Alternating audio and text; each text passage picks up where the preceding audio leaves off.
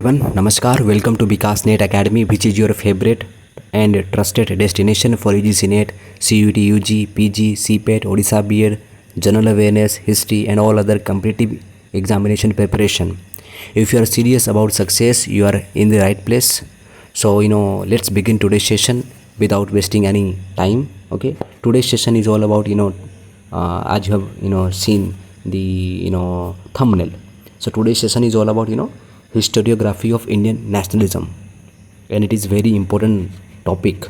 It is very it is a very important topic for the students of history, particularly UG and PG and UGC NET exam. Okay, and it can be asked anywhere. Okay, whether you are writing answers, ठीक है, for optionals as well. Okay, और आपके लिए काफ़ी important है, और इसको ज़्यादातर क्या है ना कॉलेजेस में अवॉइड कर दिया जाता है, क्योंकि ये थोड़ा हिस्टोरियोग्राफिकल है कि डिफरेंट स्कूल्स जो हैं हिस्टोरियोग्राफी के, ठीक है, हिस्ट्री के, वो कैसे इसको देखते हैं, तो उस पर बात होगी। तो ठीक है, कॉलोनियल कैसे देखते हैं, मार्क्सिस्ट कैसे देखते हैं, नेशनलिस्ट कैसे देखते हैं, सबल्टन कैसे देखते हैं, कैम्ब्रिज कैसे देखता है, ये सारे व्यू पॉइंट्स को मैंने यहाँ पे जमा किया है, आपको बताऊँगा। आप ध्यान से सुनिएगा, याद कीजिएगा और सीखिएगा, क्योंकि एक इम्पोर्टेंट टॉपिक है। ठीक है, मॉडर्न इंडियन हिस्ट्री वालों के लिए तो इम्पोर्टेंट है ही भाई। ठीक है, सो आगे बढ़ते हैं। ठीक है, ठीक है। सो पहले है जो है हम हिस्टोरियोग्राफी ऑफ इंडियन नेशनलिज्म तो करेंगे ही करेंगे। ठीक है, लेकिन उससे पहले एक बात हमें जान लेना चाहिए। ठीक है, वी शुड नो दैट कि नेशन क्या होता है, what do we mean by nation, what do mean by nationalism, what do mean by Indian nationalism, इनके डिफरेंसेस हमको मालूम होने चाहिए। ठीक है, तो नेशन क्या होता है? तो नेशन क्या है? एक लार्ज और एनोनिमस ह्यूमन कम्युनिटी है जो that is constituted historically and it is not naturally. Okay, ये हिस्टोरिकली बनता है, नेचुरल नहीं। ठीक है, and it is shaped by both subjective and objective elements. Subjective elements की बात करो तो क्या होता है? विल, कॉन्शियसनेस, मेमोरी, ये सब क्या है ना नेशन को शेप देता है, आकार देता है। ऑब्जेक्टिव एलिमेंट्स की बात करोगे तो जैसे शेयर लैंग्वेज हो गया, टेरिटरी हो गया, कल्चर हो गया, इन सब से क्या है ना एक नेशन को आकार मिलता है, शेप मिलता है। एंड मेंबर्स जो यहाँ पे होते हैं नेशन में, they have mutual rights and duties, जिसे क्या होता है ना क्रिएट करते हैं वो कॉमन मिथ्स, कल्चर। ठीक है, common myths and public culture बनाते हैं वो लोग। तो ये होता है अपना नेशनलिज्म। ठीक है, याद रखिएगा। नेशनलिज्म क्या होता है? सो ये देखिएगा, एक पॉलिटिकल आइडियोलॉजी है nationalism that asserts the agreement between political and national units. एक सेंटिमेंट है सुप्रीम लॉयल्टी का to one's native tradition, soil and और एस्टैब्लिश अथॉरिटी। ठीक है, एक पावरफुल एंड इमोशनल फोर्स है ये, जो क्रिस्टलाइज करता है, यूनिफाई करता है डाइवर्ज पीपल को into a single national identity. ये है अपना नेशनलिज्म।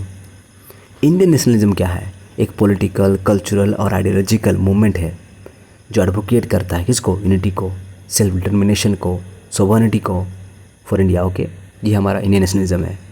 ये कॉलोनियल रूल जो हमारा है, ठीक है, उसके अगेंस्ट में खड़ा होता है। And it blends diverge languages, traditions and religions into a shared identity. इसमें क्या ना ये एम्फसाइज करता है किस पे? इंडिपेंडेंस पे एम्फसाइज करता है, सोशल रिफॉर्म पे एम्फसाइज करता है, डेमोक्रेटिक गवर्नेंस पे एम्फसाइज करता है, कल्चरल प्राइड फील करता है ये, एंड अपोज करता है एक्सटर्नल डोमिनेशन को, इंटरनल ऑपरेशंस को। लेकिन इंडियन नेशनलिज्म काफ़ी डिबेटेबल कॉन्सेप्ट है। ठीक है, याद रखिएगा। तो ये कुछ बेसिक चीज़ें हैं जो आपको पता होनी चाहिए थे। अब आगे बढ़ते हैं। सो फर्स्ट हम देखेंगे कॉलोनियल पर्सपेक्टिव्स देखेंगे, या कॉलोनियल व्यू पॉइंट देखेंगे कि इंडियन नेशनलिज्म पे क्या है।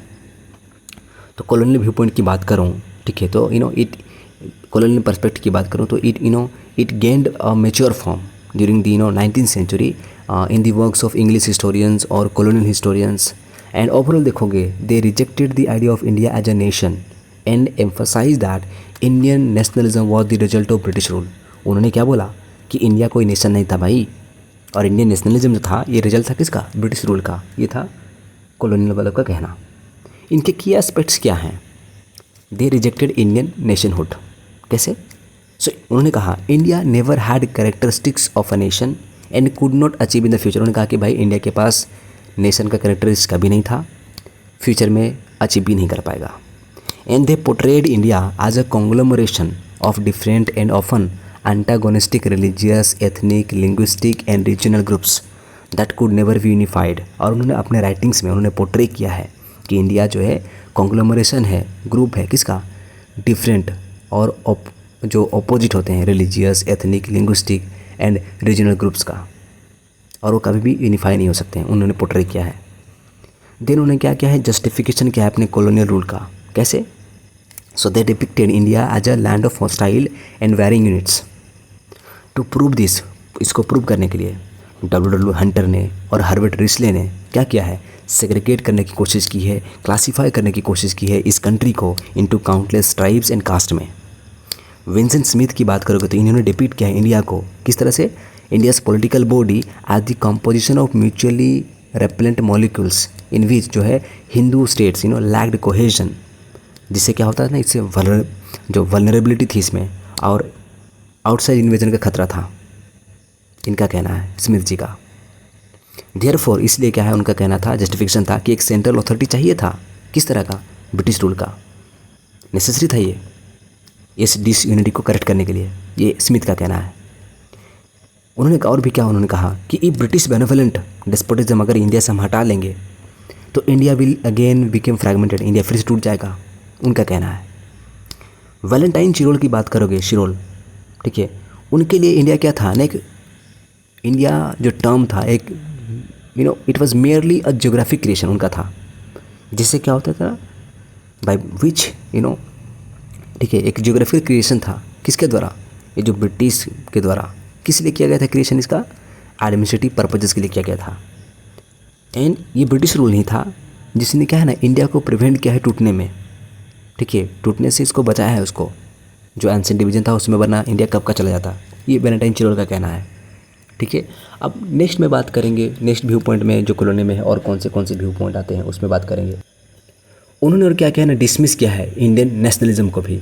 सो when the Indian national movement begin to emerge, जो कॉलोनियलिस्ट आइडियोलॉगर्स थे या राइटर्स थे, they try to counter it by downgrading it as an agitation by selfish members of the middle classes और बंगाली बाबूज। जब Indian national movement शुरू हुआ, चलने लगा, बढ़ चढ़ के आगे बढ़ने लगा, तो इन्होंने क्या है ना, क्रिटिसाइज़ किया है कि ये किसका था भाई, एक एजिटेशन था, किसका, सेल्फिश इंग्लिश बाबू बंगाली बाबूज का, मिडिल क्लास का, उनका है। उन्होंने डिनाइड किया है, मना कर दिया उन्होंने, ठीक है, the possibility of any true national movement, कोई ट्रू नेशनल मूवमेंट नहीं था भाई, उन्होंने कहा। Even when Indian national movement जब एक मास मूवमेंट बन जाता है, इंटू पैन इंडियन मूवमेंट बन जाता है after the first world war, जब गांधी जाते हैं, लेकिन कॉलोनियल हिस्टोरियंस ने क्या किया, क्वेश्चन किया है इसके इफेक्टिवनेस को, इस और हाईलाइट किया है जो डिफरेंसेस थे religious, caste and ethnic divisions को। इससे उन्होंने क्या हाईलाइट करने की कोशिश की है कि भाई कोई नेशनल कैरेक्टर नहीं है इस मूवमेंट का। और इसी स्कूल में देखिएगा जो प्रोपोनेंट हैं, स्कॉलर्स हैं, जो आपके जो कॉलोनियलिस्ट में, तो जेम्स मिल है, पहले पायनियर हैं भाई, तो उन्होंने किताब लिखी हिस्ट्री ऑफ इंडिया, आपको मालूम होगा। उन्होंने कॉलोनियलिस्ट जो व्यू पॉइंट है उसको पैराडाइम शेप दिया है। अदर स्कॉलर्स की बात करो तो मॉन स्टुअर्ट है, एल्फिंस्टन है, हेनरी एलियट है, जॉन डाउसन है, डब्ल्यू हंटर है, विंसेंट स्मिथ है। जॉन स्ट्रैची एंड जॉन सीली ने तो कहा भी था, क्या कहा है कि इंडिया भाई कोई भी पॉसिबिलिटी के रूप में भी नेशन नहीं है।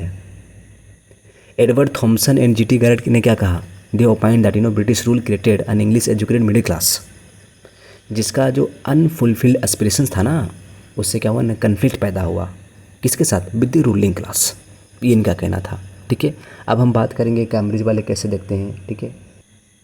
सो जो कैम्ब्रिज स्कूल था, सुनो, कैम्ब्रिज का व्यू पॉइंट की बात करोगे, so this school of historiography on Indian nationalism developed in mid 1960s at Cambridge University, okay, and its views resembled in many ways some ideas of colonialist historiography and stood in the opposition to the nationalist and Marxist approaches। तो Cambridge historiography की बात करोगे तो इनका जो view point लगभग colonial historiography के जैसा ही होता है, हिस्टोरियंस के जैसे ही होता है, और ये मार्क्सिस्ट एंड नेशनलिस्ट को ज़्यादातर अपोज ही करते हैं, ठीक है। तो इनके व्यू पॉइंट में ही रहेगा चीज़, ठीक है। इनका प्राइमरी एम क्या था, so their primary aim was to completely debunk the Indian national movement against colonial rule and challenging the notions of leaders driven by nationalist ideology। तो कैम्ब्रिज पर्सपेक्टिव्स ने क्या किया है हिस्टोरियंस ने, कि इन्होंने चैलेंज किया है, ठीक है, कि नोशंस जो हैं लीडर्स के, जो इंडियन लीडर्स थे उनका मोटिव क्या था, ठीक है, और नेशनल मूवमेंट को कैसे लीड कर रहे थे, ठीक है, और उस तरह से उन्होंने डिबंक किया है, थ्योरी को डिबंक करने की कोशिश की है कि नेशनल मूवमेंट नहीं था, ठीक है। इनका की फोकस क्या है, किस पे बात करते हैं, ठीक है। सो नेशनलिज्म, उन्होंने कहा कि nationalism was less about ideology and more about local politics, patronage, and elite competition for power, with leaders mobilizing masses primarily for their own interest. इनका कोर व्यू पॉइंट यही था कि नेशनलिज्म जो था ये लेस अबाउट आइडियोलॉजी था और ज़्यादा किस पे सेंटर्ड था, लोकल पॉलिटिक्स पे, पैट्रोनेज पे, एलिट कंपटीशन पावर के लिए। और लीडर्स ने क्या है, मोबिलाइज किया है मासेस को, किस लिए, अपने बेनिफिट के लिए, अपने इंटरेस्ट के लिए। इन्होंने और क्या है, रिजेक्ट किया है imperialism versus Indian people contradiction को रिजेक्ट किया इन्होंने। नेशनलिस्ट एंड मार्क्सिस्ट के देखोगे, इनको जो हिस्टोरियंस है उनके व्यू पॉइंट में आप देखोगे तो उन्होंने इंडियन नेशनलिज्म को बताया कि क्या बताया कि इवॉल्व किया है किससे, जो कॉन्ट्राडिक्शन हुआ between Indian people and imperialism power उनके बीच में, उससे क्या है नेशनल मूवमेंट आगे बढ़ा, नेशनल मूवमेंट आया, नेशनलिज्म आया। लेकिन कैम्ब्रिज स्कूल ने क्या कहा, asserted that no real contradiction was there, नहीं था उनके बीच में। इंस्टेड उन्होंने बताया कि जो सेंट्रल कॉन्ट्राडिक्शन था ना वो अमंग द इंडियंस था, देमसेल्स था, उनके बीच में था। किस पर्टिकुलर किसके बीच में, जो एजुकेटेड एलिट थे उनके बीच में। ठीक है, याद रखिएगा। देन आगे बढ़ते हैं। देन उन्होंने बताया कि नेशनलिज्म किस में रूटेड था, एलिट राइवलरी में रूटेड था आपका नेशनलिज्म। ठीक है, उन्होंने क्या बोला कि nationalism arrows from competition among the English educated elites, किस लिए, फॉर लिमिटेड पोजीशंस, पावर्स, जिससे क्या हुआ ना, राइवलरी क्रिएट हुआ अक्रॉस कास्ट एंड कम्युनिटी। ठीक है, लिमिटेड पोस्ट थे। ठीक है, याद रखिए ये कोई क्लास कन्फ्लिक्ट नहीं था। ठीक है, देन उन्होंने क्या किया है, रिजेक्ट किया है किसको, ठीक है, जो आइडियोलॉजी को उन्होंने रिजेक्ट किया है। बोला है कि आइडियोलॉजी क्या था, एक फैसड था फॉर पावर स्ट्रगल, कोई रियल आइडियोलॉजी एग्जिस्ट नहीं करती थी। तो leaders were motivated by self interest and power, self interest और पावर से लीडर्स क्या थे, मोटिवेटेड थे। कोई आइडियल्स नहीं था, कोई सोशल ट्रांसफॉर्मेशन करने की उनकी इच्छा नहीं थी। ठीक है, ideology was treated as a facade masking personal ambitions, उनका पर्सनल एम्बिशंस था, एक मुखौटा था। ठीक है, पर्सनल एम्बिशंस के लिए आइडियोलॉजी। ठीक है, then local patron client networks key to politics था उनके लिए। उन्हें बोला क्या कि जो नेशनलिज्म था ना, it reflected regional and local elite struggles, किसी लिए, डोमिनेंस के लिए। कोई यूनिफाइड नेशनल मूवमेंट नहीं था। अटेंशन देखो बाद में क्या है, शिफ्ट करता है, जो पैट्रन क्लाइंट रिलेशन था, ये जो कास्ट, क्लास, रिलीजन, ये सब को पार कर जाता है। ठीक है, और पॉलिटिक्स को वही ड्राइव करता है। तो उनके बीच में जो चल रहा था वही रिजल्ट था। ठीक है, फिर anti imperialist rhetoric massed internal disputes. तो एंटी इम्पीरियलिस्ट जो इंटरनल डिस्प्यूट जो चल रहा था उसको मास्क करने के लिए उन्होंने क्या निकाला कि एंटी इम्पीरियलिस्ट रेटोरिक उन्होंने निकाला, जिससे क्या हुआ ना, जो इनका अपना जो इंटरनल डिस्प्यूट था वो छुप गया, उनका कहना है। ठीक है, सो एंटी इम्पीरियलिस्ट जो लैंग्वेज था, it was a cover for their local disputes, real conflict was primarily between Indian themselves, उनका कहना था। इन्होंने और क्या क्या है, क्वेश्चन किया है किसको, इंडियन नेशनलिज्म को। बोला है इन्होंने क्या है कि इंडियन नेशनलिज्म क्या था, इनऑथेंटिक था। ठीक है, यूरोपियन मॉडल का जो यूरोप में जो नेशनलिज्म चल रहा था 19th सेंचुरी में, उस तरह का यहाँ पे बिल्कुल भी नहीं था इंडिया में, उन्होंने कहा। ठीक है, ठीक है, तो याद रखिए कैम्ब्रिज का व्यू पॉइंट है। यहाँ पे कुछ स्कॉलर्स आएंगे, स्कॉलर्स की बात करें जैसे अनिल सील जी हैं। ठीक है, उन्होंने किताब लिखी। ठीक है, कौन सी किताब लिखी है, the emergence of Indian nationalism, कब आई, 1968 में आई। वहाँ पे उन्होंने आर्ग्यू किया है, argue that nationalism was not a mass, ठीक है, not a mass anti colonial movement but rather a product of competing local elites using politics for patronage and power. उनका कहना था, अनिल सिर का, कि भाई नेशनलिज्म कोई मास एंटी कॉलोनियल मूवमेंट नहीं था, बल्कि क्या ना, एक प्रोडक्ट था किसका, जो लोकल एलिट्स compete कर रहे थे, किसके लिए, पॉलिटिक्स के लिए, पैट्रोनेज के लिए, पावर के लिए, इसके लिए। Then C.A. बेली आते हैं। ठीक है, उन्होंने किताब लिखी Indian society and the making of the British empire 1988 में। वहाँ पे उन्होंने एम्फसाइज किया है, emphasise that Indian politics was rooted in long standing indigenous networks of patronage and local elites and nationalism grew out of these pre colonial and colonial structures rather than mass resistance. तो उन्होंने बोला कि जो nationalism था ना भाई, ये pray colonial और कॉलोनियल स्ट्रक्चर से बना है, कोई मास स्ट्रगल से नहीं आया है नेशनलिज्म। जूडिथ एम ब्राउन की बात करोगे, ठीक है, तो उन्होंने क्या बोला, ठीक है, जो गांधी का जो कांग्रेस था ये क्या था, एलिट ड्रिवन था, उनका कहना था। तो उन्होंने बोला है, ठीक है, C argued that Congress mobilisation was limited and elite driven with nationalist leaders adapting their strategies to local socio-political structures rather than creating a truly unified mass movement. Okay, then Cambridge जो school के जो ट्रायम्बरेंट हैं, जो त्रिमूर्ति हैं, कौन? गैलघर, Johnson, seal, ठीक है, इन्होंने तीनों ने मिलकर लिखी एक्सप्लेनेशंस ऑफ डीकोलोनाइजेशन 1968 में। उन्होंने आर्ग्यू किया है कि Indian nationalism was less about the clash between empire and colony and more about regional rivalries. Elite bargaining था यहाँ पर, and the politics of collaboration यहाँ पे था, एंड कंपटीशन था यहाँ पर। किसमें? ये जो कॉलोनियल सिस्टम था उसमें। इनका कहना था कि ये क्या था, नेशनलिज्म। इन्होंने देखा कि नेशनलिज्म क्या था यहाँ पर, कोलैबोरेशन था, कंपटीशन था with in the colonial system.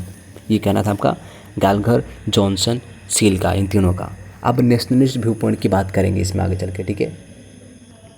So nationalist view point में देखेंगे, so this view point emerged in the mid 1960s as a reaction against the liberal Englishman, और उनके जो व्यू पॉइंट है, कॉलोनियल व्यू पॉइंट है, उसके against में आया। हालांकि जो कुछ आइडियाज़ हैं सम आइडियाज़ जो हैं दे वर्ड फ्रॉम कॉलोनियलिस्ट। ओके, इनका कोर थीम क्या है? सो ये सर्च करते हैं फॉर सेल्फ आइडेंटिटी, किसमें? ड्रेस में, लैंग्वेज में, ट्रेडिशंस में। तो इस पे हम बात करेंगे, ठीक है। सो इन्होंने देखा, they viewed that national movement जो रहा माइट हैव स्टार्ट, उन्होंने कहा कि might have started for self interest initially, but its main aim was to search for self identity. इनका कहना था कि भाई ठीक है, नेशनल मूवमेंट इनिशियली हो सकता है सेल्फ इंटरेस्ट के लिए शुरू हुआ हो, लेकिन इसका मेन एम क्या था? सर्च करना, किसका? सेल्फ आइडेंटिटी को सर्च करना था।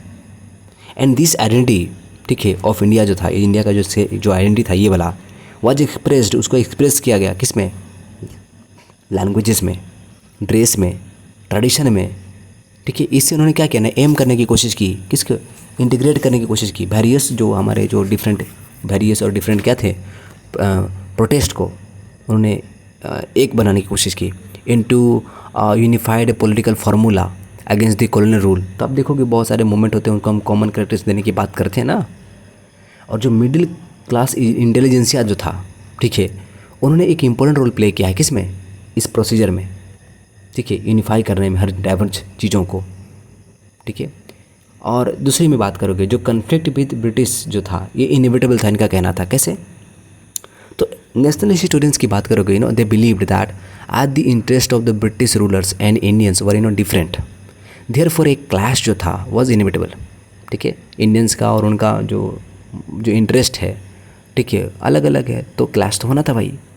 दे रिकॉग्नाइज्ड अ ह्यूज गैप, उन्होंने रिकॉग्नाइज किया कि एक ह्यूज गैप था between information and its actual implementation in British politics under colonial policy. उनका कहना था कि भाई जो ब्रिटिश जो कॉलोनियल पॉलिसी था उसका इन्फॉर्मेशन देना और उसका एक्चुअल इम्प्लीमेंटेशन में बहुत बड़ा गैप था, और इससे कन्फ्लिक्ट आना ही था। कोई true representative rule in British India में नहीं था, उनका कहना है। They again emphasise on economic explanation, उन्हें एम्फसाइज किया। तो एक सिग्निफिकेंट थीम आया in the writings of the national historian, जैसे कि आपके यहाँ दादा भाई नारोजी आते हैं, आर.सी. दत्ता जी आते हैं, ठीक है, इकोनॉमिक एम्फसाइज करते हैं। So they highlighted exploitation of peasantry, high land revenue, forced cultivation of cash crops, drain of wealth and wasteful expenditure of Indian revenue on maintaining forces. तो इससे क्या हुआ, उन्होंने एक कॉमन प्रॉब्लम देने की बात की, ठीक है। Then contradiction between imperialism and Indian people होता है यहाँ पर, ठीक है, कॉन्ट्राडिक्शन था, उन्होंने बोला, ठीक है। आगे चल के हम बात करेंगे यहाँ पे। आप देखिए यहाँ पे contradiction between imperialism versus Indian people, यहाँ पे देखेंगे क्या हो रहा है। सो दे दिस अलाउड देम, जो हम बात करें जो कॉन्ट्राडिक्शन है इम्पीरियलिज्म और इंडियन पीपल का, उसमें हम बात करें, ठीक है।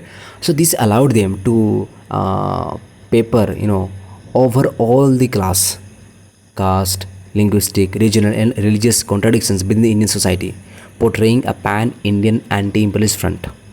They viewed national movement as a movement of all classes Indian society. उन्होंने देखा कि इंडियन जो नेशनल मूवमेंट चला था ना, एक ऑल क्लास मूवमेंट है, उन्होंने कहा सोसाइटी का। पट्टाभी सिद्धरामैया जो है कांग्रेस के हैं, ठीक है, पट्टाभी सिद्धरामैया जो कांग्रेस के थे, उन्होंने बोला है कांग्रेस के बारे में, क्या बोला है? देखिए, Congress knew no difference between British India and Indian India, between one province and another, between classes and masses, between towns and villages, between the rich and the poor, between agricultural and industrial interest, between caste and communities or religions. तो उन्होंने बोला कि भाई Congress knew no difference between British India and Indian India, between one province and another, between classes and masses, between towns and villages, between the rich and the poor, between agricultural and industrial interest, between caste and communities और religions. पट्टा इसी तरह में का view point है।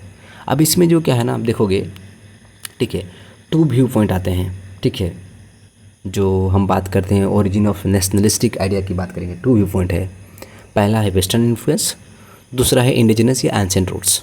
ठीक है, nationalism जो आया, ठीक है, नेशनलिस्ट आइडियाज़ आए हैं, तो 2 व्यू पॉइंट है उसमें। पहला है वेस्टर्न इन्फ्लुएंस की बात करेंगे।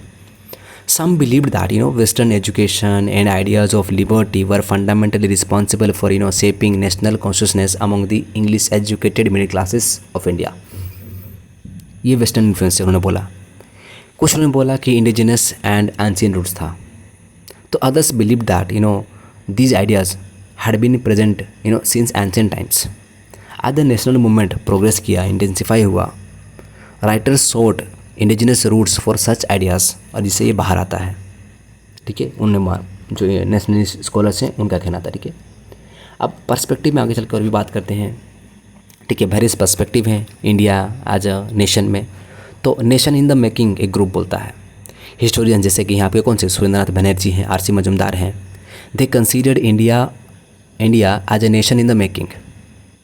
The purpose of national movement, उनका कहना था, the purpose of national movement was to unite Indians into a single nation based on common grievances. जैसे कि आज द कॉन्सेप्शन जो था इंडिया का as a common motherland was still evolving. उनका कहना था कि जो कॉमन मदरलैंड के रूप में इंडिया का जो है कॉन्सेप्ट इवॉल्व हो रहा था। ताराचंद की बात करोगे तो he viewed the creation of an Indian nation as a recent phenomenon due to economic political changes. Tarachand का कहना है कि भाई इंडिया एज ए नेशन की बात करो जो क्रिएट हुआ, ये रिसेंट फेनोमेना है और ये इकोनॉमिक एंड पॉलिटिकल चेंजेस के थ्रू में हुआ है। देन एंशिएंट नेशनहुड की बात करते हैं। अ ग्रुप ऑफ स्कॉलर जो है बिलीव करता है कि India had been a nation since the earliest times, जिनमें कौन कौन आते हैं, आर के मुखर्जी हैं, लाला लाजपत राय जी हैं, जायसवाल जी हैं, के पी जायसवाल। तो देखते हैं क्या क्या बोलते हैं। हरबिला शारदा जी हैं, ठीक है, देखते हैं। तो आर के मुखर्जी हैं, उन्होंने किताब लिखी, कौन सी, फंडामेंटल यूनिटी ऑफ इंडिया। कब लिखी, 1914 में। There he argued that ancient India had a sense of geographical unity and nationalism. Harbilas Sharda ने जो है अपनी किताब लिखी हिंदू सुपीरियरिटी 1906 में। एन लाला लाजपत राय ने अपने यंग इंडिया में लिखा 1916 में। सिमिलरली क्लेम किया कि एंशिएंट जो इंडिया का जो है एंशिएंट इंडिया में नेशनहुड था और सुपीरियरिटी भी था। के पी जायसवाल है, उन्होंने किताब लिखी हिंदू पॉलिटी 1924 में। वहाँ पे वो अजर्ट करते हैं कि एंशिएंट इंडिया जो है डेमोक्रेटिक इंस्टीट्यूशंस के उसके पास था और वो कंपेरेबल था कहाँ पे, जो मॉडर्न ब्रिटेन है ना, वहाँ से कंपेयर हम कर सकते हैं। ये के पी जायसवाल जी का कहना है। ठीक है, फिर आगे चल के जो सिविलाइजेशनल यूनिटी की जो व्यू पॉइंट है वो भी आती है। टैगोर, गांधी, बोस, ये सब सारी चीज़ें बोलते हैं। जैसे कि रविंद्रनाथ टैगोर जी ने बोला है, he viewed India not merely as a territorial unit but as a civilisation, उनका कहना था। ठीक है, लेकिन अब जब बात करोगे, ठीक है, सो वेयर उन्होंने बोला कि सिविलाइजेशन था। ठीक है, टैगोर ने बोला कि एक टेरिटोरियल यूनिट नहीं था इंडिया, एक सिविलाइजेशन था जहाँ पे क्या था ना, वेरियस इन्वेडर्स क्या है एसिमिलेट हो गए, एनरिच किए इस कल्चर को। ठीक है, possessing a broader civilisational and cultural unity है इंडिया में। गांधी सेम टाइप के व्यू रखते थे। ठीक है, पास्ट एंड फ्यूचर के लिए। सुभाष चंद्र बोस की बात करोगे, उन्होंने बोला कि एक फंडामेंटल यूनिटी है इंडिया जो बाइंड करता है वेरियस ग्रुप्स को with strong but invisible threads. Subhash Chandra Bose का कहना है। ठीक है, लेकिन ये डिसकंटेंट क्यों आया? ठीक है, क्वेश्चन होता है। अब नेशनलिस्ट लीडरशिप पे ये लोग बात करते हैं, कौन, जो नेशनलिस्ट स्कॉलर्स हैं। ठीक है, तो आगे बढ़ेंगे। तो उन्होंने बोला कि डिसकंटेंट क्यों आया। ठीक है, सो डिसकंटेंट क्यों बढ़ा? तो उनका कहना था the unfriendly attitude of colonial rulers, reactionary policies उनके थे। जैसे कि लिटन की देख लीजिए, इल्बर्ट बिल कंट्रोवर्सी देख लीजिए, मॉडर्न एजुकेशन सिस्टम देख लीजिए, प्रिंटिंग प्रेस का सिस्टम देख लीजिए, मॉडर्न लिटरेचर का देख लीजिए, पार्टीशन ऑफ बंगाल देख लीजिए, राशियल सुपीरियरिटी का थ्योरी देख लीजिए, डिस्क्रिमिनेशन बाय द ब्रिटिश, ये सारे जो कारण थे ना, उससे क्या हो डिसकंटेंट आया इंडियंस के बीच में। रोल ऑफ मिडिल क्लास यहाँ पे क्या था लीडरशिप का, तो उन्होंने एडवोकेट किया। ठीक है, तो देखते हैं उन्होंने क्या क्या क्या बोलते हैं उन्होंने। सो उन्होंने कहा द मासेस वर उन्होंने कहा, नेशनलिस्ट ने कहा, क्या कहा, the masses were not capable of independent action and needed to be mobilised by middle class leaders. Figure जैसे कि सुरेंद्रनाथ बनर्जी हो गए, लाला लाजपत राय हो गए, CF एंड्रूज हो गए, गिरिजा मुखर्जी हो गए, दे एक्वर्ड दिस व्यू। देवर सीन, जो नेशनलिस्ट लीडर्स हैं, they were seen as dedicated idealist inspired by patriotism and the welfare of the country, representing all classes and pursuing national, secular and progressive politics, not narrow personal और class interest। Nationalist leaders के बारे में उन्होंने ऐसा कहा, इन सब ने, nationalist scholars ने। बिपिन चंद्रा देखोगे, उनका जो इनिशियल वर्क है, इनिशियल वर्क में देखोगे उन्होंने एक्सप्लेन किया है इंडियन नेशनलिज्म को किस तरह के रूप में, as as purely a modern ideology and organising principle. Bipin Chandra ने अपने इनिशियल वर्क में बोला है कि इंडियन नेशनलिज्म क्या था, एक प्योरली मॉडर्न आइडियोलॉजी था एंड ऑर्गेनाइजिंग प्रिंसिपल था, मॉडर्न। ठीक है, पुराना नहीं है भाई। ठीक है, उनका कहना था, किसका, बिपिन चंद्रा जी का। ठीक है, अब मार्क्सिस्ट व्यू पॉइंट पे बात करेंगे। ठीक है, सो मार्क्सिस्ट व्यू पॉइंट की बात करेंगे या पर्सपेक्टिव की बात करते हैं। So it developed in 1930s and major जो एक्सप्रेशन हुआ, एक्सपांशन हुआ इसका 1940 में हुआ। एंड इसका जो कंसोलिडेशन की बात करोगे, सो 1940 से 1960s के बीच में हुआ, जब आपको देखेंगे जो डोमिनेट करते हैं मार्क्सिस्ट स्कॉलर्स। हाँ, तो इनका की एस्पेक्ट क्या है, ठीक है, मार्क्सिस्ट व्यू पर्सपेक्टिव का। ठीक है, देखते हैं। इन्होंने क्या है ना, जो क्रिटिसाइज़ किया जो कॉलोनियलिस्ट एंड नेशनलिस्ट हिस्टोग्राफी, उसको किस तरह से देखते हैं। They criticise colonialist for its discriminatory views and nationalist commentators for seeking roots of nationalism in ancient past. इन्होंने बोला कि जो नाइदर पर्सपेक्टिव, चाहे कॉलोनियलिस्ट का हो या नेशनलिस्ट का हो, इन्होंने अटेंशन दिया ही नहीं है भाई, किस पे, इकोनॉमिक फैक्टर्स पे एंड क्लास स्ट्रक्चर्स पे, इसलिए वेग है, वॉइड है। इनका कहना था मार्क्सिस्ट का। ठीक है, इनके कोर प्रिंसिपल्स क्या हैं उस पर हम बात करते हैं। ठीक है, सो द मार्क्सिस्ट स्कूल की बात करोगे तो there analysis is based on modes of production and classes. They acknowledged a basic contradiction between imperialism and Indian society, but also recognized class contradiction within Indian society. They believed India as a nation being created in modern times, in which a nationalist movement played an important role. इनका कहना था कि जो India as a nation जो बन रहा था modern time में, एक मॉडर्न क्रिश्चियन है और उसमें नेशनलिस्ट मूवमेंट ने इंपॉर्टेंट रोल प्ले किया भाई। ये मार्क्सिस्ट का व्यू पॉइंट है। जैसे कि M.N. रॉय की बात करें यहाँ देख, ठीक है, ठीक है, M.N. रॉय की बात करते हैं। M.N. रॉय ने किताब लिखा, कौन सा, India in transition, India in transition 1922 में लिखा। वहाँ पे क्या बोलते हैं वो देखते हैं। M.N. Roy explain that India was already link to global capitalism and moving toward becoming a capitalist society. उनका कहना था कि जो इंडिया तो पहले से ही ग्लोबल कैपिटलिज्म में आ गया था और ये मूव कर रहा था कहाँ पर, एक कैपिटलिस्ट सोसाइटी की ओर। He believed that the bourgeoisie, that is middle class और बिजनेस क्लास, ठीक है, ना कि feudal lords, were the main driving force in this process. यहाँ पे बोर्जुआसी क्लास था, वो मेन ड्राइवर था, ठीक है, इस प्रोसेस को ड्राइविंग फोर्स था। अकॉर्डिंग टू रॉय देखोगे तो इंडियन नेशनलिज्म, स्पेशली जो इंडियन नेशनल कांग्रेस था, वॉज द पॉलिटिकल एक्सप्रेशन किसका, of this native capitalism, of this native class people, showing the ambitions of a young and growing bourgeoisie after the First World War। First world war के बाद देखोगे जो बोर्जुआसी class जो बढ़ रहा था, ठीक है, उसका एक एम्बिशन का एक एक्सप्रेशन था ये जो नेशनलिज्म का कॉन्सेप्ट आप बोल रहे हैं ना। तो आप देखोगे बाद में, आप अगर देखोगे तो फिक्की वगैरह जो आप संस्थाएं बोलते हो तो काफ़ी कैपिटलिस्ट लोगों का क्लोजनेस होता है गांधी के साथ, कांग्रेस के साथ। आप देखोगे, आप पढ़ोगे तब आपको मालूम भी होगा, ठीक है। तो जो भी हो, इनका व्यू पॉइंट है, ठीक है। फिर उन्होंने बोला, सिंपली उन्होंने बोला कि नेशनल कांग्रेस जो था एक्सप्रेशन था नेटिव कैपिटलिज्म का, ठीक है। अब आर पी दत्ता का जो व्यू पॉइंट है उनमें देख लेते हैं। तो आर पी दत्ता जो है, रजनी पामदत्त, उन्होंने किताब लिखी कौन सी, इंडिया टुडे, तब लिखी 1947 में। वहाँ पे वो ट्रेस करते हैं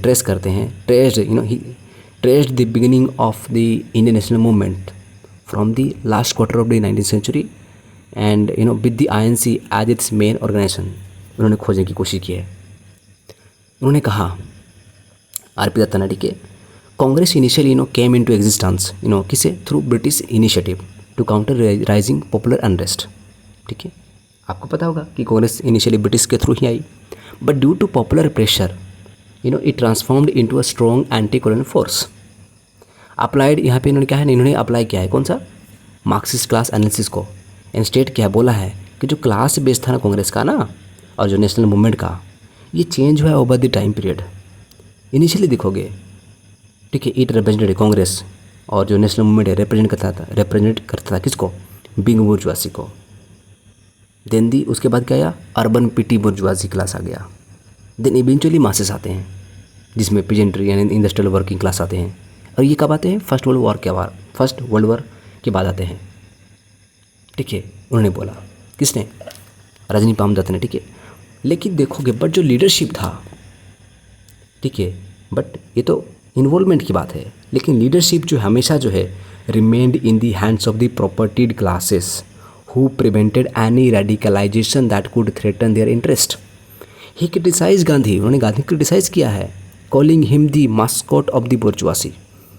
आरपी दत्त ने मास्कॉट ऑफ द बुर्जुआसी कहा है किसको, गांधी को। और सजेस्ट किया है कि जो मूवमेंट्स है ना, जैसे कि कॉपरेशन मूवमेंट है ना, non cooperation movement, civil disobedience movement, ये जो अचानक जो विड्रॉ कर देते हैं, जब मास मूवमेंट बहुत ही वायलेंट हो जा रहा था तब पे, आप जब विड्रॉ करते ना अचानक, ये क्या था, धोखा था, एक चीट था। ठीक है, इसलिए आरपी दत्त ने क्या है डिस्क्राइब किया कांग्रेस को as having a two fold character. क्या कर रहा है उसमें, टू फोल्ड करेक्टर में क्या कर रहा है ना, एक तरफ देखोगे जो इंडियन नेशनल कांग्रेस है वो पीपल को लीड कर रहा है अगेंस्ट इंपीरियलिज्म। किस लिए, due to its contradictions with the colonial rule के साथ इनका कॉन्ट्राडिक्शन है, इसलिए क्या कर रहा है ना, लोकल पीपल को मोबिलाइज करके उनके अगेंस्ट में खड़ा कर रहा है।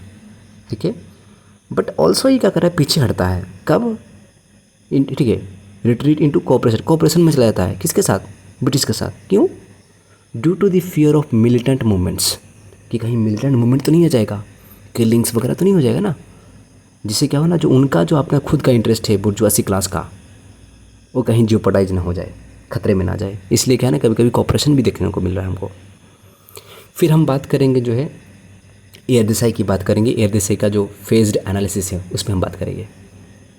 ठीक है, तो वहाँ पे वो क्या बोलते हैं, ठीक है, उस पर हम बात करेंगे। तो एयर देसाई की देखोगे किताब है, बहुत फेमस किताब है, कौन सी किताब है, हम सभी ने पढ़ी होगी। ठीक है, तो वो है आपका social background of Indian nationalism, 1948 में आता है। वहाँ पे वो आइडेंटिफाई करते हैं 5 faces of the Indian national movement. ठीक है, और ईच को सपोर्ट करते हैं एक पर्टिकुलर सोशल क्लास के साथ, समझाने की कोशिश करते हैं। ठीक है, जैसे बोलते हैं जो फर्स्ट फेज़ था, जब जहाँ पे राजा राम मोहन रॉय से लेकर के जो टाइम पीरियड है वो 1885 तक का पीरियड था। वो किसका पीरियड था, तो वो था आपका इंटेलिजेंसिया का पीरियड था। किसका, इंटेलिजेंसिया क्लास का पीरियड था। यहाँ पे क्या था ना, it was initiated and supported by the intelligentsia class and it was products from modern, ये किसका प्रोडक्ट था ना, मॉडर्न इंग्लिश एजुकेशन का प्रोडक्ट था ये फेज। ठीक है, इंटेलिजेंसिया क्लास का जहाँ पे ओरिजिन होता है। सेकेंड फेज है 1885 से 1905 तक का स्वदेशी मूवमेंट, वहाँ पे हुआ। It represented the interest of the new nascent bourgeoisie class including educated classes, merchants and industrialist. Third phase की बात करोगे, ठीक है, जो आपका देखोगे कौन सा, स्वदेशी मूवमेंट से लेकर के 1980 तक, 1905 से 1918 तक जो आता है। तो यहाँ पे क्या एक ब्रॉडर सोशल बेस बन गया इंडियन नेशनल कांग्रेस का और मूवमेंट का, इंक्लूडिंग कौन आ गए इसमें, section of the lower middle class अब आ गए पार्टिसिपेशन करने में। ठीक है, आ गए। फोर्थ फेज में देखोगे जो रोलेट सत्याग्रह से लेकर के आप देखते हो जो 1934 तक का फेज आप देखोगे, यहाँ पे सोशल बेस जो है कांग्रेस का और नेशनल मूवमेंट का बढ़ा, एक्सपांड हुआ। यहाँ पे अब मासेस आने लगे, लेकिन लीडरशिप किसके हाथ में है, आज भी strong influence of the Indian capitalist class के हाथ में है लीडरशिप। जब फिफ्थ पे जाता है, जब हम बात करते हैं किसको, 1934 से 1939 के बीच में, यहाँ पे क्या है ना, ग्रोइंग डिसएन्चांटमेंट होता है with Gandhian ideology. Congress socialist party यहाँ पे आ जाती है, जो प्रिटी बोर्जुआसी एलिमेंट्स यहाँ पे देखने को मिलता है। And the movements of pageants, workers and depressed classes यहाँ पे आउटसाइड कांग्रेस से बहुत सारे शुरू हो जाती है। हावर देखोगे देसाई ने, तो AR देसाई जी हैं, उन्होंने बिलीव किया है कि गांधीयन कांग्रेस इस टाइम पे भी देखोगे रिप्रेजेंट करता था डोमिनेंट क्लासेस। ठीक है, और इनके पास क्या है, मेन स्ट्रीम जो है इनके पास ही होल था। हालांकि छोटे मोटे जो हैं सोशलिस्ट आइडियोलॉजीज़ वगैरह यहाँ पे चल रही थी इस टाइम पे, जो फिफ्थ फेज है 1934 से 1939 में। ठीक है, फिर भी तो सोवियत हिस्टोरियंस भी कुछ हैं जो यहाँ पे व्यू पॉइंट रखते हैं मार्क्सिस्ट में, ठीक है। तो याद रख लीजिएगा, जैसे गोल्डबर्ग हैं, पावलोव हैं, ठीक है, इन्होंने डिस्टिंग्विश करने की कोशिश की है कि मॉडरेट्स का जो मेथड क्या था और एक्सट्रीमिस्ट का मेथड क्या था, ठीक है। उन्होंने बोला कि मॉडरेट्स क्या थे, बुर्जुआसी थे, और एक्सट्रीमिस्ट क्या थे, पीटी बुर्जुआसी थे उनका, ठीक है, सोशल बेस कंट्रोल, ठीक है। तो ये बात जो भी हो, तो नेशनल मूवमेंट में, ठीक है। अब सबल्टन व्यू पॉइंट की बात करेंगे तो उनका कैसा व्यू पॉइंट है वो देख लेते हैं हम लोग थोड़ा सा, ठीक है। So this school of historiography subaltern जो है, ठीक है, of Indian nationalism emerged in the early 1980s as a powerful critique of existing historical narratives, जिसने एम किया है जो वॉइसेस को एंड एक्शंस को एक साथ लाने की, किसकी, कॉमन्स की, मासेस की, ठीक है, जो मार्जिनरी ग्रुप्स हैं उनकी इनटू फोकस, ये सबल्टन का व्यू पॉइंट है, ठीक है। इन्होंने, इनका की एस्पेक्ट क्या है, they critiqued elitism in colonial and nationalist history. उन्होंने जो नेशनलिस्ट हिस्ट्री लिखी गई या कॉलोनियल हिस्ट्री लिखी गई, वहाँ पे जो एलिटिज्म जो प्रेजेंट था उसको इन्होंने क्रिटिसाइज़ किया है। कैसे, देखते हैं। So the subaltern scholars led by Ranajit Guha criticised all previous forms of Indian history writing. Guha argued that the historiography of Indian nationalism had been dominated by elitism, ठीक है, जैसे कि colonialist elitism, historiography of nationalism, ठीक है, जैसे colonialist elitism and bourgeoisie nationalist elitism, in which, जहाँ पे क्या हुआ, there was the absence of the politics of the common people. वहाँ पे कॉमन पीपल ने क्या रोल प्ले किया उस वहाँ पे कुछ मेंशन नहीं था, ठीक है। तो उन्होंने किताब लिखी the prose of the counter insurgency, उन्होंने किताब लिखी, ठीक है। वहाँ पे उन्होंने बताने की कोशिश की, गुहा फर्दर वहाँ पे अक्यूज़ किया है एग्जिस्टिंग हिस्ट्री जो था उसको, ऑफ पीजेंट एंड ट्राइबल रेविलियंस का जो एग्जिस्टिंग हिस्टोग्राफी चल रहा था, हिस्ट्री था, वहाँ पे उनको रॉन्ग वे में, गलत वे में बताया गया है। गुहा ने आर्ग्यू किया, कौन सी किताब में, the prose of counter insurgency. Then concept of an autonomous subaltern domain की उन्होंने बात की, ठीक है। गुहा asserted that the existence of a parallel subaltern domain of politics that was independent of elite politics and possessed an independent self-generating dynamics. Its root was pre-colonial India, उनका कहना था। Then characteristic of subaltern mobilisation की बात करेंगे, उनका क्या characteristic था, उन्होंने कैसे मोबिलाइज करने की कोशिश की है। तो दे बेस्ड, उन्होंने मोबिलाइज करने की कोशिश की, कैसे, based on community, caste, kinship, tribal solidarity जो है, टेरिटरी है, इनके बीच में उन्होंने मोबिलाइजेशन करने की कोशिश की है। इनकी जो मोबिलाइजेशन था ये तो हॉरिजेंटल था, स्पॉन्टेनियस था। ये एलिट का, जैसे एलिट का कैसा था, वर्टिकल था, कॉशियस अप्रोच था उनका, इनका ऐसा नहीं था। यहाँ पे जो लीडरशिप थी वायलेंट था, एलिट का कैसा था, लीगलिस्ट, पैसिफिक मेथड था। यहाँ पे जो मोबिलाइजेशन था ये एक ऑटोनोमस रेजिडेंस था, एक इकोनॉमिक कंडीशन पे बेस्ड नहीं था। यहाँ पे ट्राइब्स थे, पीजन्स थे, वर्कर्स थे, मिडिल क्लासेस थे। यहाँ पर ये फोकस किया, जो सबल्टन मोबिलाइजेशन है इसने क्या फोकस किया, पीपल के interpretation of leadership, not just charisma. Charisma leadership नहीं है यहाँ पर कि हाँ भाई कोई करिज्मा हो रहा है, नहीं, जो लीडरशिप के जो इंटरप्रिटेशन है यहाँ पे बात की गई है, ठीक है। देन यहाँ पे देखोगे, यहाँ पे क्रिटिसाइज़ किया जाता है किसको, आईएनसी को, किसके, आईएनसी का जो नेशनलिज्म है उसको क्रिटिसाइज़ किया जाता है और इनकम्प्लीट नेशन स्टेट के बारे में बताया जाता है, ठीक है।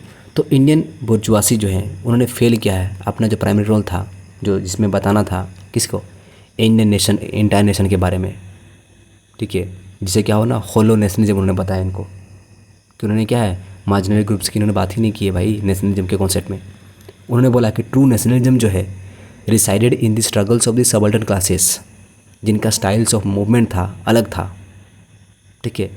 और उन्होंने क्या है ना, कभी कभी जो है बुर्जुआसी अथॉरिटी को भी क्वेश्चन किया है, ठीक है। इन इंडियन स्टेट देखोगे, ठीक है, इन इंडियन स्टेट देखोगे तो because of बुर्जुआसी dominance and ideology Indian nationalism was incomplete. इन्होंने स्ट्रांगली असर्ट किया है कि जो बोथ कॉलोनियल और बुर्जुआसी नेशनलिस्ट आइडियोलॉजीज़ थे इन्होंने फेल कर दिया है, फेल हो गए ये लोग, जो अपना हेजेमनी है इस्टेब्लिश करने में, किनके बीच में, किनके ऊपर में, सबल्टन व्यू पॉइंट के बीच में या सबल्टन डोमेन में। एग्जाम्पल्स की बात करें जो स्कॉलर्स ने दिया है कुछ, जैसे कि आपका ज्ञानेंद्र पांडे हैं, उन्होंने किताब लिखी peasant revolt in Indian peasant revolt and Indian nationalism, उन्होंने किताब लिखी है। वहाँ पर उन्होंने आर्ग्यू किया है कि जो पीजेंट मूवमेंट था नावद में ना, developed independently of the non cooperation movement and peasants had a more advanced understanding of the power structure than the Congress leaders. He noted that peasant militancy decreased जहाँ पर कांग्रेस ऑर्गेनाइजेशन स्ट्रॉन्गर था वहाँ पे peasant जो मिलिटेंसी था वो decrease हुआ है, ज्ञानेंद्र पांडे का कहना है। स्टीफन हेनिंगहम की बात करोगे, उन्होंने लिखा किताब quit India in Bihar and the eastern United provinces. तो वहाँ पर डिस्टिंग्विश उन्होंने करने की कोशिश की है कि एलिट अपराइजिंग क्या है जो कांग्रेस लीड कर रही थी, तो यहाँ पर रिच पीजेंट्स थे एंड स्मॉल लैंडलॉर्ड्स थे, और दूसरी तरफ कौन थे, एक सबल्टन रेबिलियन था जो driven by poor low caste people के बीच में चला लीड कर रहे थे वो लोग, ठीक है। देन शाहिद अमीन ने किताब लिखा है, कौन सी, गांधी एज महात्मा। वहाँ पे उन्होंने एग्जामिन किया है popular perceptions of Mahatma Gandhi, showing they often diverged significantly from Congress leaders views. तो उन्होंने बोला कि गांधी के जो फॉलोअर्स है ना भाई, कभी कभी जो व्यू पॉइंट है वो कांग्रेस के जो लीडर्स थे अदर व्यू पॉइंट से वो डाइवर्ज होते थे कभी कभी, ठीक है। गांधी जो मैसेजेस था, ठीक है, र्यूमर्स के थ्रू स्प्रेड होता था, और इसको कभी कभी गलत के टर्म में जो मैजिकल पावर्स एंड अलग वायलेंट मेथड्स के रूप में कभी कभी इंटरप्रेट कर लिया था, जैसे कि इसी का रिजल्ट था कौन सा, चोरी चोरा इंसिडेंट था, ठीक है, जो कि गांधी के व्यू पॉइंट या प्रिंसिपल के अगेंस्ट में था। सुमित सरकार की बात करोगे तो इन्होंने अपने आर्टिकल जो सबल्टन स्टडीज़ था थर्ड में, ठीक है, in an article in subaltern studies third में उन्होंने लिखा है, बोला है, observe that in the Bengal national जो non cooperation movement masses outstrip leaders, जो लीडर्स थे उनको आउटस्ट्रिप कर दिया उन्होंने, with popular initiative sometimes alarming leaders into calling for a halt suggesting an autonomous subaltern political domain. तो सुमित सरकार का कहना था, ठीक है।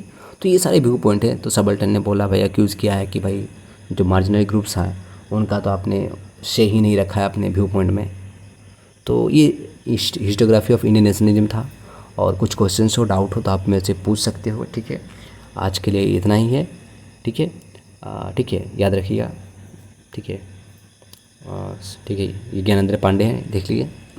जो पीजेंट मूवमेंट है उन्होंने बोला कि इंडिपेंडेंट कांग्रेस था। हेनिंगम है, वो बोलते हैं कि एलिट वर्सेस सबल्टन अपराइजिंग था यहाँ पर। शाहिद अमीन की बात करें तो गांधी जो माइथोलाइज्ड बाय मासेस, उन्होंने बोला, ठीक है। सुमित सरकार ने बोला कि मासेस जो हैं कभी कभी जो क्या करते थे, आउटपेस्ट करते लीडर्स को, ठीक है। सो विकास नेट एकेडमी में स्वागत है, थैंक यू, ठीक है। और आज के लिए ये वीडियो काफ़ी था। आपको कुछ और भी इम्पोर्टेंट जानना हो, इम्पोर्टेंट हो, डाउट हो, कमेंट करके पूछ सकते हो, और अच्छा लगा हो तो आप अपने फ्रेंड्स को, दोस्तों को, या आप भी दोबारा आ सकते हो, ठीक है, रिकमेंड करना ज़रूर, ठीक है, कैसा लगा, ठीक है। So I hope today's video was very helpful for you, and if you found it very valuable, please like, share and subscribe to BICASnet Academy, and press the bell icon so never miss any important updates from us. So thank you for watching. Keep learning, keep growing, and I will see you in the next video. Okay, for now, thank you. Jai Hind. Okay.